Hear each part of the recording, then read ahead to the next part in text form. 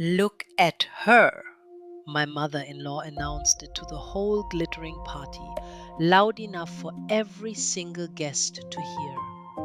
My son married a village girl who doesn't even know how to hold a wine glass. A nobody from nowhere. The room laughed. 100 rich faces turned to stare at me in my plain wrapper, and my mother in law smiled, certain she had finally put me in my place. I did not cry. I did not run. I only looked at her, and I thought, Madam, in exactly 30 days, every person in this room will learn who the real nobody is. Because the family whose champagne you are drinking tonight, they do not own a single glass of it anymore. My name is Chidinma. 6 months earlier, I had walked into the Eze family mansion as a new bride. And from the very first day, they made sure I understood one thing. I did not belong. My husband, Emeka, loved me. Of that I was certain. But Emeka was the only soft heart in a house built on pride. His mother, Mama Eze, ruled that mansion like a queen. His sister, Ngozi, treated me like the help. And all of them believed the same comfortable lie, that I was a poor, uneducated girl who had trapped their rich son. They were wrong about every part of that, but I let them believe it, because I had come into that house to see something with my own eyes. What they did not know was this. Before I ever met Emeka, I had spent 4 years training as an accountant, top of my class, quiet and careful with numbers the way some people are careful with knives. And I kept one thing with me always, a small, worn notebook. In it, I wrote down everything. Every strange figure I overheard in that house, every nervous phone call, every locked drawer. Because from my very first week in the Eze mansion, my trained eyes had seen something the whole proud family was too busy sneering at me to notice. This glittering empire of theirs was quietly and very rapidly going broke. In all that coldness, there was one warm soul, Auntie B, the old cook who had served the family for 30 years. On my second lonely night, when Mama Eze had sent me to bed without dinner as punishment for a wrinkled tablecloth, it was Auntie B who slipped into my room with a warm plate of rice. Eat, my child, she whispered. Pride cannot fill a stomach. I looked at this kind old woman and asked the question troubling me. Auntie, this family, are they truly as rich as they pretend? She went very quiet. Then she said something I would never forget. Child, the loudest drum is always the most empty inside. Let me tell you about my father, because you will need to understand him. Pa Okoro. To look at him, you would see a humble village man in a worn cap sitting under a mango tree. That is exactly what everyone saw.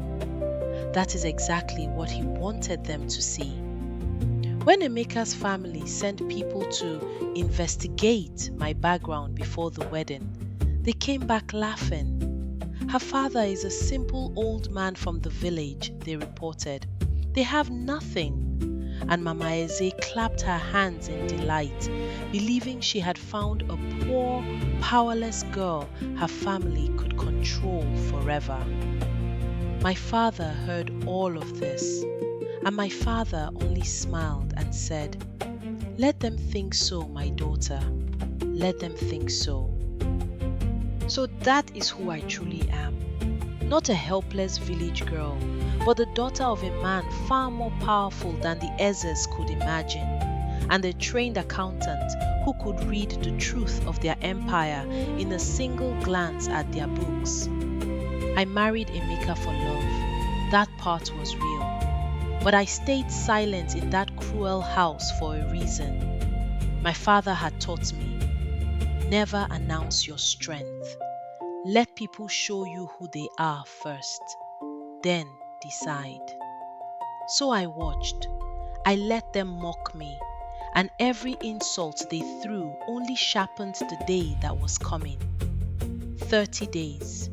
That was all the time left before the whole house of Eze came crashing down, and only I knew it. I should tell you how it began. Emeka and I met by pure accident. His car broke down near my village, and while he waited for help, we talked for 3 hours under my father's mango tree. He did not know my family. I did not know his. We simply fell in love, the honest way, before money could poison anything. When he asked me to marry him, I said yes, but I warned him, your family will not accept me, Emeka. I can feel it. He held my hands and swore, my family will love you because I love you. He believed it. He was a good man. But good men often do not see the cruelty in their own homes until it is aimed at someone they love. The day I arrived at the Easy Mansion as a bride, I carried one small suitcase. Mama Eze looked at that suitcase, then at my simple wrapper, and her lip curled. This is what my son chose, she said to Ngozi, not even bothering to lower her voice. One bag. From the bush. Ngozi laughed behind her manicured hand. No one offered to help me carry it. No one said welcome. I climbed those marble steps alone, and as I passed Mama Eze, she said quietly, just for me, you will never be one of us. You are here on my mercy. Remember that. I smiled politely and said, yes, ma. And I stepped into the beautiful rotten house that I would one day hold in the palm of my hand. From that first week, Ngozi decided I was her personal servant. Carry these, iron that. Where is my coffee? She would drop her shopping bags at my feet and walk away. And these were not small trips. Ngozi spent money like water from a burst pipe. Designer everything, new every week. At first I thought, this is just a spoiled girl. But my accountant's mind began to itch. Because I was quietly watching the whole household and the numbers did not add up. This family was spending like billionaires, private jets, parties, Ngozi's endless luxuries, while I overheard Baba Eze whispering tensely on the phone about the bank and the deadline. Something was very wrong under all that gold. At dinner, I was the family entertainment. Mama Eze found fault with everything I did. This is how villagers eat?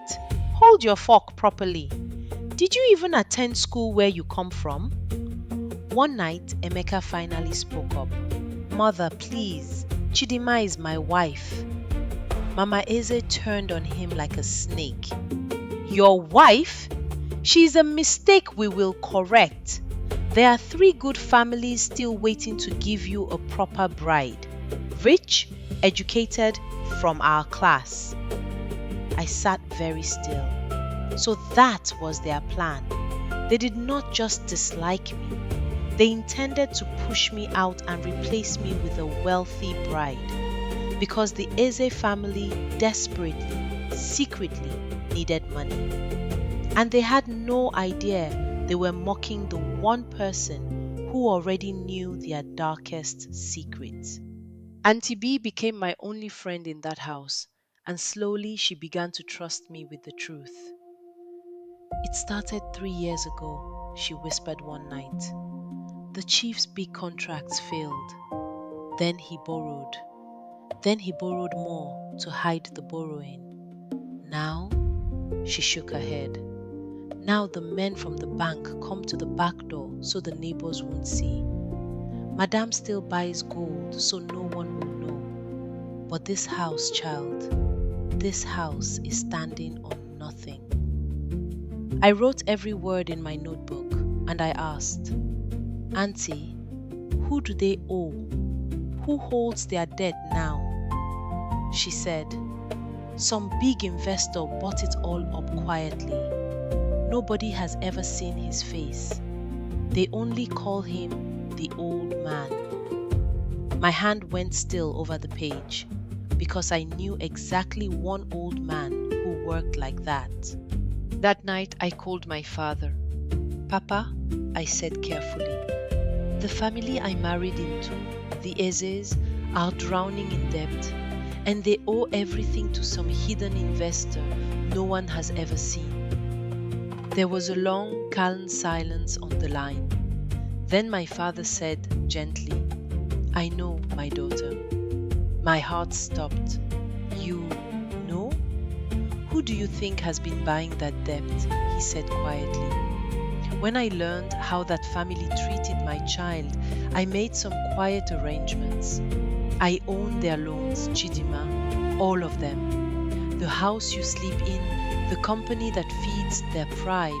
The day I decide, it all becomes mine. But I did nothing because I was waiting.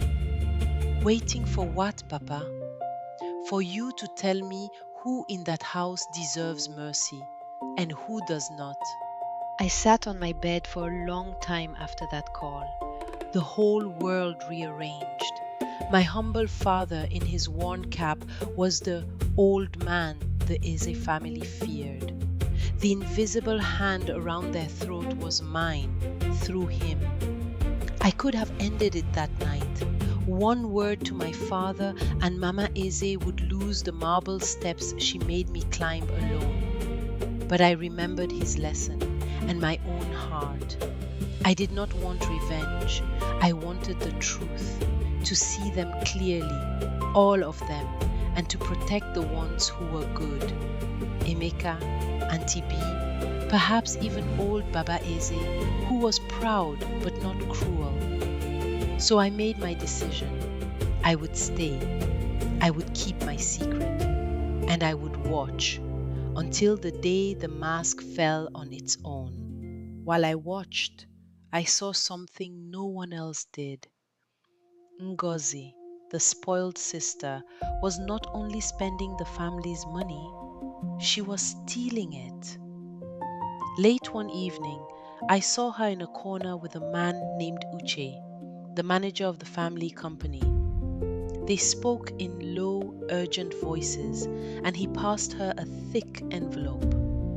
I caught only fragments. Move it before the audit. Father will never check. I turned away before they saw me, my heart pounding. The daughter and the company manager were quietly bleeding the dying business from the inside, hiding it under the family's chaos. I wrote it all down. Ngozi mocked me as a foolish village girl. Meanwhile, the foolish village girl was building the exact case that would one day destroy her. Baba Eze, my father-in-law, was a proud man, but I began to pity him. He was drowning and pretending to swim. One afternoon, Emeka took me to the family company, Eze Group, and I glimpsed the boardroom full of grim men and red-stamped files. Baba Eze's hands trembled around his cane. He did not know his own daughter was robbing him. He did not know a stranger held all his debt. He only knew the walls were closing in. Later, in the car, Emeka said softly, "Something is wrong with my family, Chidinma. I can feel it. I just don't understand what." I took his hand. "You will soon," I said. "And when you do, I need you to remember who you are, not who your mother wants you to be." That night, Emeka and I talked until dawn. He was beginning to see the cracks, his mother's forced smiles, the strangers at the back door, the way his father had aged 10 years in one. "They keep pushing me to leave you," he admitted, ashamed. Mother says our family needs a richer marriage. Chidinma, I would never, but I don't understand what is happening to us. I looked at my gentle husband and I made him a single promise. Emeka, whatever storm is coming for this family, and it is coming, I will not let it destroy you. Trust me, even when it looks impossible, even when everyone tells you your wife is nothing. Promise me you will trust me. He held me tight and whispered, I promise. And I held on to that promise like a rope over a cliff. The pressure to remove me grew sharper. One afternoon, Mama Eze arranged a tea and paraded a beautiful, wealthy young woman named Adeze through the parlor, the daughter of a rich chief, and she made me serve them. This, Mama Eze told her guests, gesturing at the elegant girl, is the kind of wife my Emeka should have. Rich, refined, not, she waved a hand at me and my tea tray, this. The women laughed softly into their cups. I poured the tea with a steady hand and I smiled because I had just heard Mama Eze whisper to the rich chief's wife, once our families join, your husband's money will strengthen our business. So, she was trying to sell her son to hide the ruin. The desperation was showing at last. That night, the mask slipped further. Passing the study, I heard Mama Eze and Ngozi arguing in furious whispers. We have 2 weeks, Mother, maybe less, Ngozi hissed. If the bank calls the loan, we lose everything. The house, the cars, all of it. And Mama Eza snapped back. Then Emeka must marry Adeze quickly. That chief's money is the only thing that can save us. Get that village rat out of my son's bed. I don't care how. I stood frozen in the dark hallway, my heart hammering. They were not just cruel. They were planning to throw me out to survive. What they did not know, what none of them knew, was that the money they were chasing already belonged, quietly, to my father. I did not panic. I did what I was trained to do. I gathered evidence. Over the next days, I quietly pieced together the whole picture in my notebook. The company's real debts, the dates the bank would strike, and most importantly, the money Ngozi and Uche, the manager, were secretly siphoning out, the exact accounts, the exact amounts. It was astonishing. Even as the family drowned, those two vultures were stealing the last drops. Between the honest ruin and the hidden theft, the Eze Empire was a corpse still wearing its jewelry, and I held the only accurate map of it, written in the notebook of the illiterate village girl they laughed at every single day. Ngozi's cruelty peaked the day she nearly got caught. I had walked into the study to return a book, and she assumed I had seen her paperwork. In a panic disguised as rage, she flung a glass of water at my feet. "Snooping village thief!" she screamed, loud enough to draw the whole house. "Mother, she was going through my things!" Mama Eze came running, ready to condemn me on sight, but I only said calmly, "I came to return a book, Ma, but if you would like to search me, please do." My calm terrified Ngozi far more than any denial, because a thief always fears the one person who is not afraid. She stared at me, and for the first time, a flicker of real doubt crossed her face. She was beginning to wonder if the village girl was quite so simple after all. The family openly moved against my marriage now. Mazeze summoned Emeka and delivered an ultimatum in front of me. "Divorce her, or you are cut off from this family and everything in it." She expected him to crumble, but my gentle husband had grown. He stepped in front of me and said in a voice I had never heard from him, "Mother, if choosing my wife means losing this family's money, then I have already lost nothing that mattered." Mama Eze's face went white with rage. "You ungrateful! You will regret this when you are both starving in the gutter." Emeka took my hand. "Then we will starve honestly," he said. And I loved him more in that moment than I ever had. He had chosen me over gold, not knowing I was the gold. But the walls were closing faster than anyone's pride could hold them. I was bringing Baba Eze his evening tea when I found him slumped at his desk, a red stamped letter trembling in his hand. He did not hide it in time. 30 days, he whispered, not really to me. "They give us 30 days, and then the bank takes everything my father and I built. 60 years gone." For a moment, the proud old man simply looked broken. Then he noticed me and expected me to gloat or to run and tell. Instead, I set down his tea gently and said, "Not everything is always as lost as it looks, sir." He stared at me strangely. He did not understand, but something in my voice made the old man sit up straighter for the first time in weeks. I called my father again. "Papa, it's time I understood your full plan. The bank moves in 30 days. What happens then?" His voice was calm as still water. "Then the bank calls the loan they think they hold. But they hold nothing, my daughter.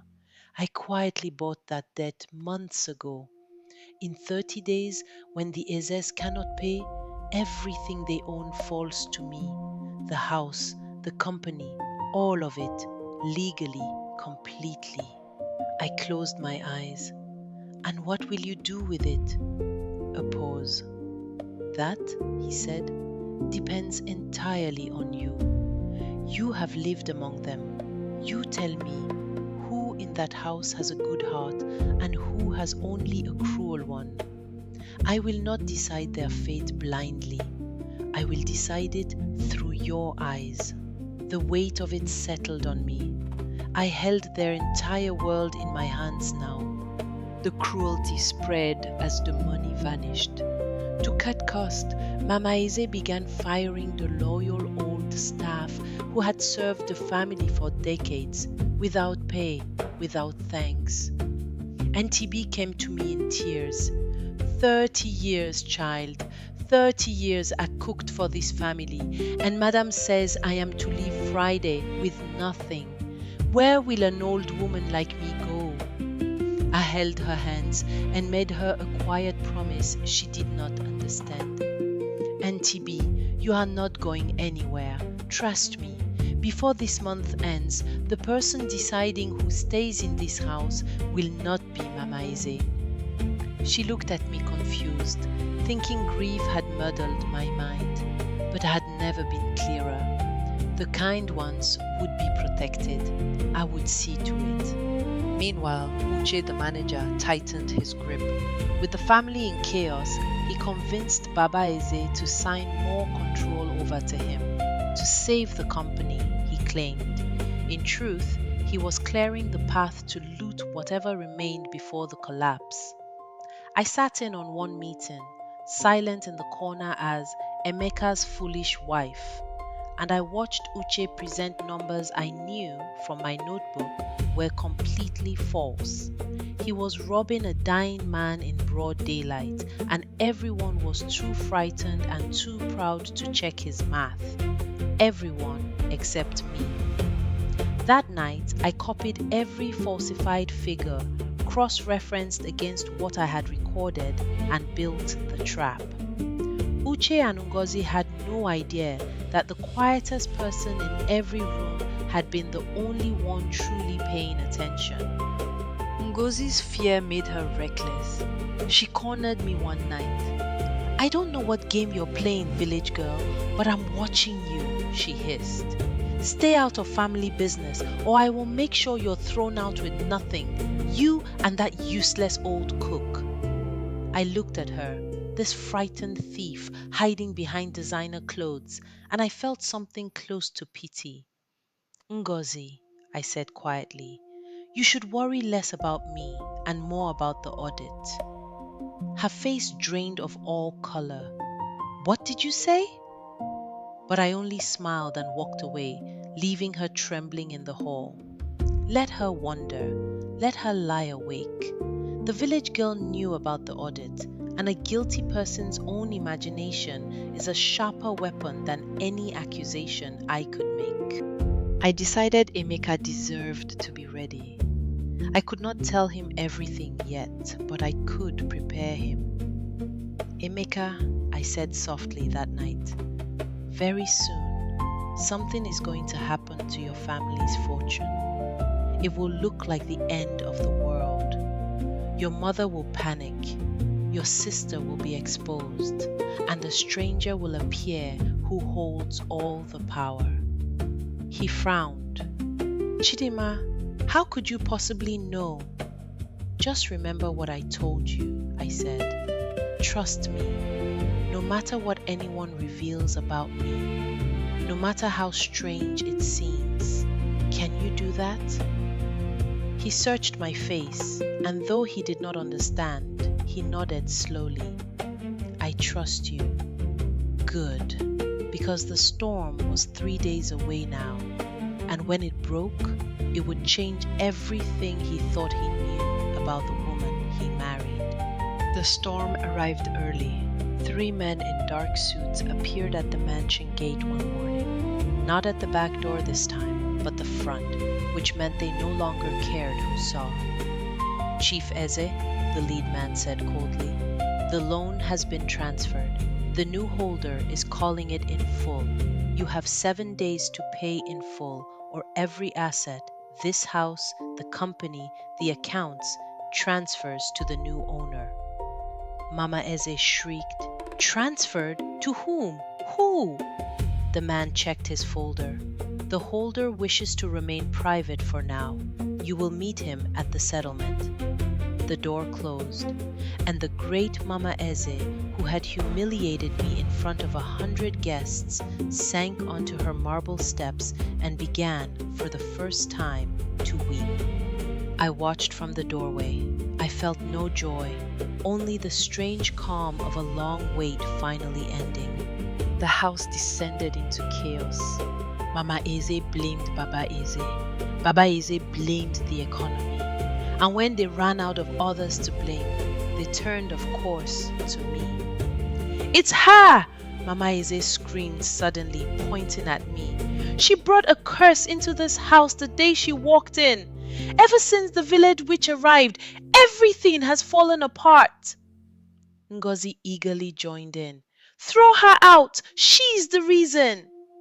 Even now, drowning, they reached for the same tired lie. Emeka stepped in front of me, furious. "Enough! My wife has done nothing but endure this family's cruelty in silence." But I raised a gentle hand to calm him. "It's all right, Emeka," I said softly, because I knew something they didn't. Their curse was about to become their only hope. Ngozi did what cowards do. That night, I found her frantically packing a suitcase, planning to flee before the audit could expose her. She froze when she saw me in the doorway. "Get out of my way, village girl." "Running won't help, Ngozi," I said calmly. "The stolen money leaves a trail. Every account, every transfer to Uche, it's all documented." Her suitcase slipped from her hands. How could you possibly?" "Because while you were all busy laughing at me," I said, "I was the only one reading the numbers." She stared at me as if seeing me for the very first time. "Who are you?" I did not answer. I simply turned and left her standing there, trembling, in a room full of stolen luxuries she would never get to keep. In his desperation, proud old Baba Eze did something no one expected. He came to me. He found me in the kitchen and, with enormous difficulty, the great Chief Eze lowered his voice and said, You, you knew. Weeks ago, you said not everything is as lost as it looks. What did you mean?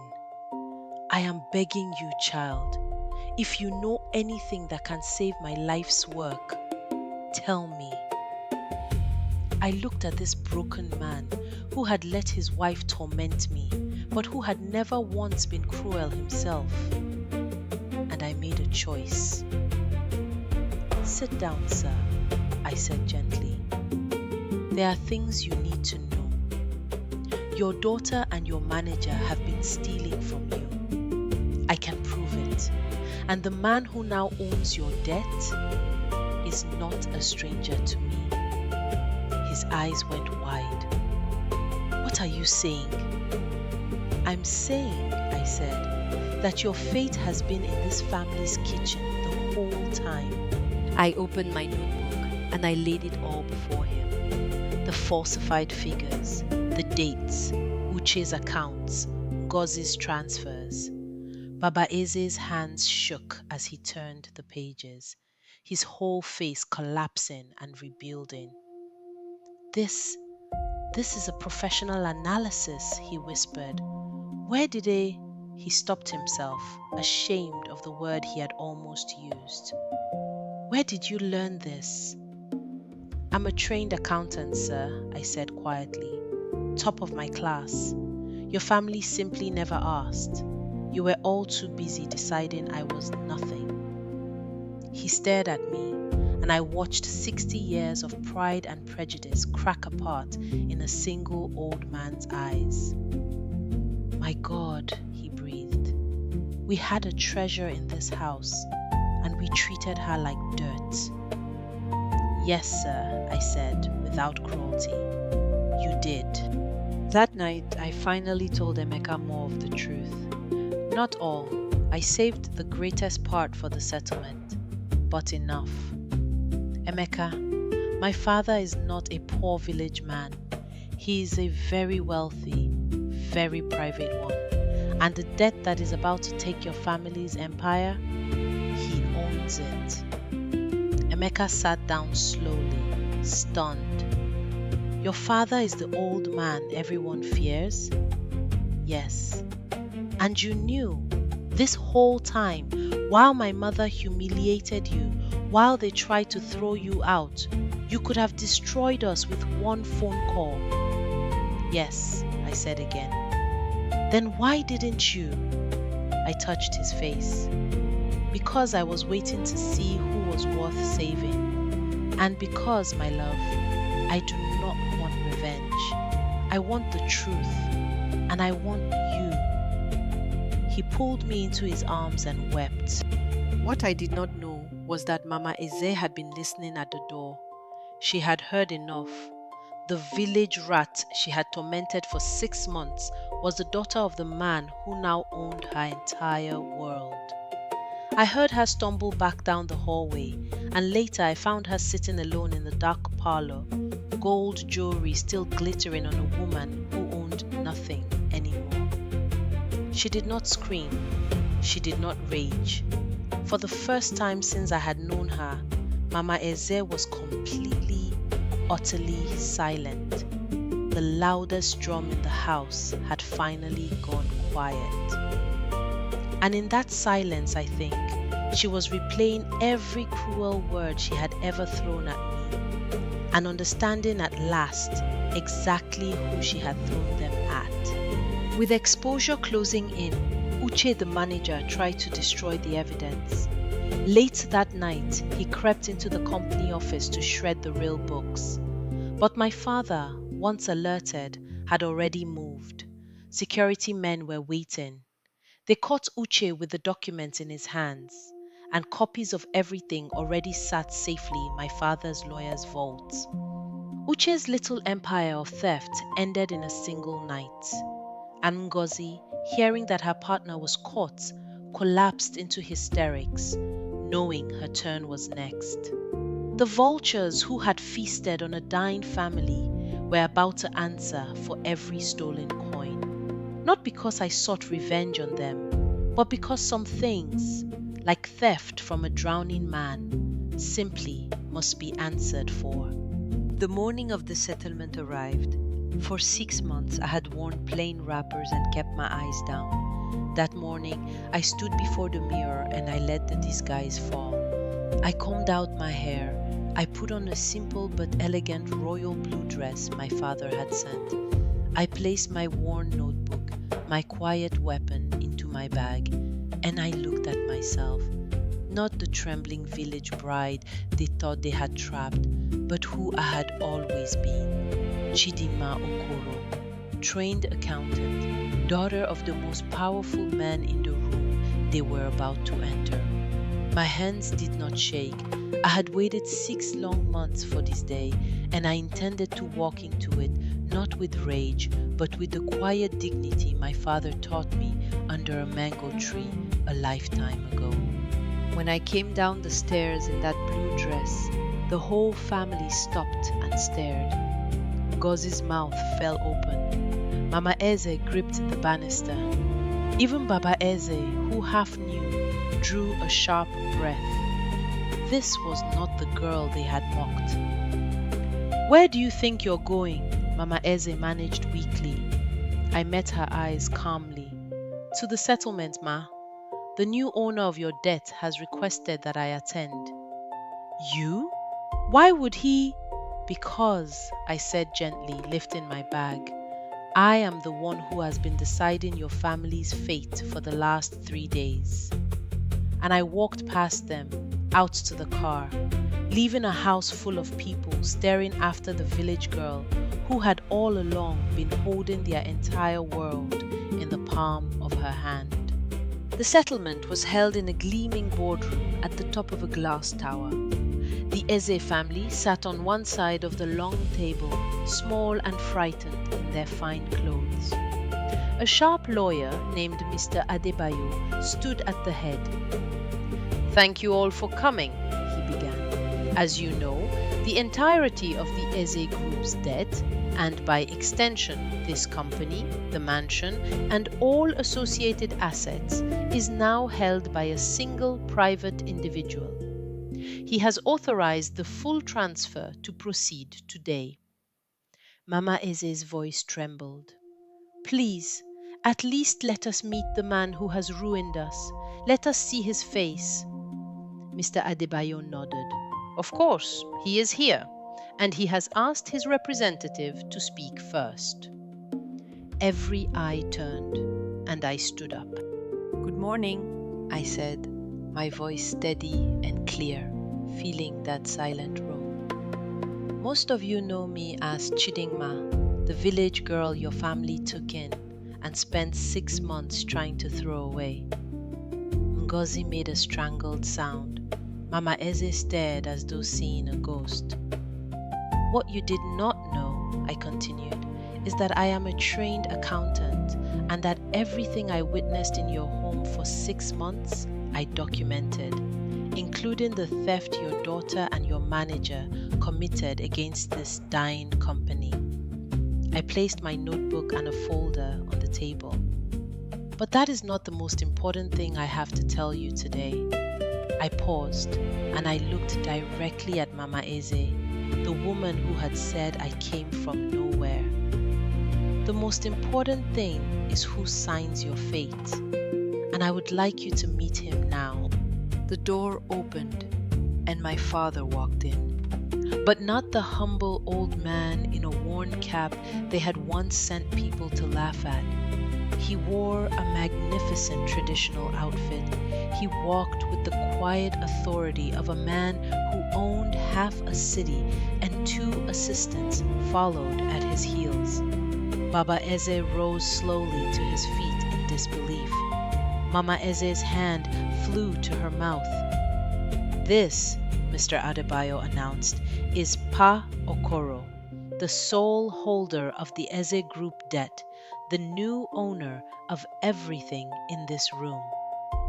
My father surveyed the family that had mocked his daughter, and then his eyes found me and softened. "Hello, my child," he said warmly, and to the frozen room he added, "I see you have all finally met my daughter properly, the one you called a nobody from nowhere." The silence in that room was the loudest thing I have ever heard. Mama Eze, proud, glittering Mama Eze, looked from my father to me to the folder on the table, and finally understood the full, crushing shape of what she had done. She had humiliated this man's daughter at a party in front of 100 people. She had sent her to bed hungry. She had tried to sell her own son to escape a ruin that this very family could have ended with a kind word. I did not know," she whispered. My father's voice was calm, but it carried the weight of a mountain. "No, you did not know, because you never once looked past her plain wrapper to ask who she was. You saw a poor girl, and you decided that meant you could be cruel. Tell me, my dad, is that the kind of family that deserves to be saved?" Then came Ngozi's reckoning. Mr. Adebayo laid out the evidence I had gathered, the embezzlement, the transfers to Uche, the falsified books. Baba Eze turned to his own daughter, his face a ruin of grief. You stole from your own father? While I was drowning, you were robbing me?" Ngozi collapsed into sobbing excuses, but there were none left to make. The numbers were absolute. "The stolen funds will be recovered in full," my father said quietly, "and the manager Uche will answer to the law. As for your daughter," he looked at the weeping Ngozi, "that I leave to this family to handle. I am not here to punish children. I am here to decide who this empire belongs to now." And every Eze in that room turned at last to look at me. And then my Emeka stood up. In front of his mother, his father, the lawyer, my powerful father. He walked around that long table and he came and stood beside me and he took my hand. "I don't care about the money," he said, his voice shaking but strong. "I never did. I chose Chidinma when I thought she had nothing, and I would choose her again if we both walked out of here with nothing today. Papa," he turned to my father, "Sir, I did not know who you were. I only knew I loved your daughter. That has not changed." My father studied him for a long moment. Then, slowly, the powerful old man smiled. "I know, son," he said gently. "I have watched you too. You chose her over gold before you knew she was gold. That is the only test I truly cared about, and you passed." My father sat at the head of the table, his table now, and delivered his judgment. "Here is what will happen. I could take everything and put this family in the street. It is within my right, and some of you have earned it." Mama Eze flinched. "But my daughter has asked me for mercy, not for all of you, but for the ones who were not cruel. So, the Eze group will not die. I will save it. I will clear the debt." A stunned breath went round the room. "But," he continued, "it will be restructured. My daughter, Chidinma, the accountant you dismissed, will oversee its finances. And it will be Emeka, not the old guard, who leads it forward. This family's survival now rests in the hands of the two people you valued least. The irony was not lost on a single soul in that room. After, in the hallway, Mama Eze came to me. The gold gele, the jewelry, none of it could hide how small she had become. Chidinma, she said, and her voice broke on my name, perhaps the first time she had ever said it with respect. I have no right to ask for anything. I treated you unforgivably. I saw your plain clothes and I decided you were beneath me. I was a fool and worse than a fool. I am ashamed. I looked at this woman who had made my life a misery for half a year, and I remembered my father's words. You decide who you are, not who they made you. Ma, I said quietly, I am not going to punish you, but I want you to remember this feeling. The day you learned that the person you thought was nothing held your entire life in her hands. Remember it every time you are tempted to look down on someone again. She wept and nodded. But there was one person I ran to find the moment I returned home. Auntie B, the old cook who had been fired without pay, who had fed me rice on my hungriest night. I found her packing her small bag, ready to leave. Put that down, Auntie, I said, my eyes filling. You are not going anywhere. This is your home for as long as you want it, and you will be paid every naira you were ever owed, and more. She stared at me. Child, how? And so I told her the whole story. The old woman who had said the loudest drum is always the most empty inside sat down and wept. And then she laughed. And then she pulled me into her arms. I always knew, she whispered. I always knew there was more to you, my daughter. Kindness, I have learned, is never wasted. It simply waits to be repaid. The weeks that followed changed everything. With my father's backing and my own training, I rebuilt the Eze Group's finances from the ruins. I cut the waste, recovered the stolen funds, renegotiated the contracts. The empire that had been a corpse in jewelry began slowly to truly breathe again. And Emeka, freed at last from his mother's shadow, grew into a leader I always knew he could be. We ran it together, the accountant and the honest heir, the two people the family had valued least, now the two holding it all up. Baba Eze would sit in on our meetings, no longer to command, but to learn. I built this on pride, he told me once. You are rebuilding it on sense. Please, do not let an old man's mistakes back into these walls. Ngozi's story ended more quietly than she began it. The stolen money was recovered, and to spare the family public shame, my father chose not to press charges, on one condition, that Ngozi leave the luxury she had stolen for and learn for the first time to earn her own way. I watched from a window as she left the mansion with a single suitcase, the same way I had once arrived. She paused at the gate and looked back up at me. There was no smirk left on her face, only a hard, humbling lesson. I did not gloat. I only nodded to her once. Whatever she became now was up to her. My father had taught me, you cannot force a person to change. You can only stop rewarding them for staying the same.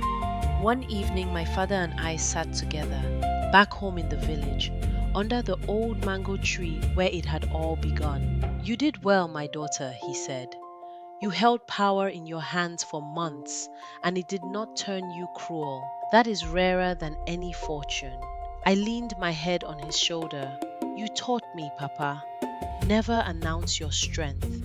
Let people show you who they are, then decide. He chuckled softly. And what did they show you? I thought about it. That cruelty is usually just fear wearing expensive clothes, and that the ones worth saving are always the ones who were kind before they knew you could help them. My father squeezed my hand.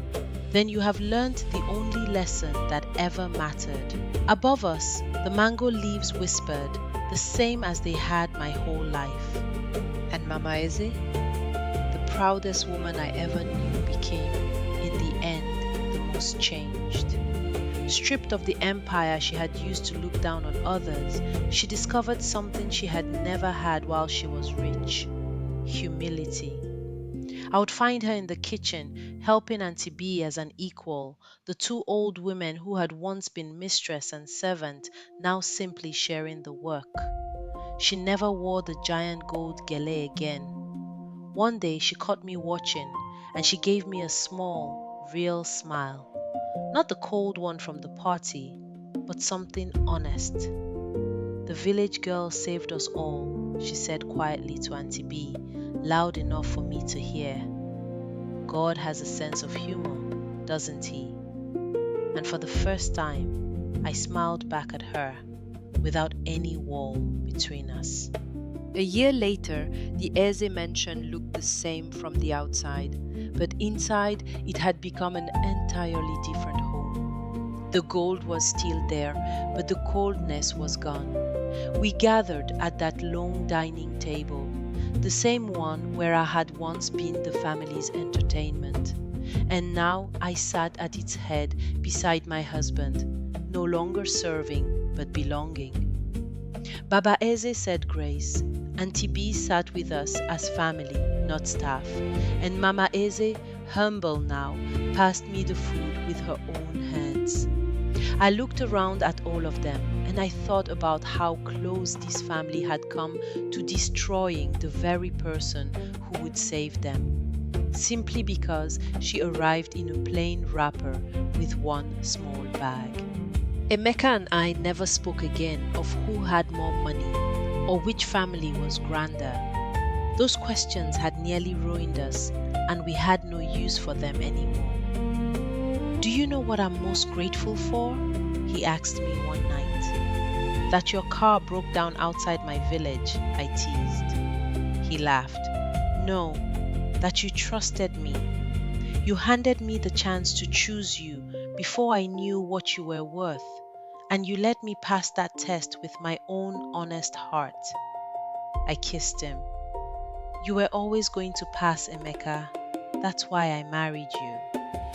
The gentle man who had stood in front of his cruel mother for me had become the finest man I knew. Love, when it is real, does not care who is rich and who is poor.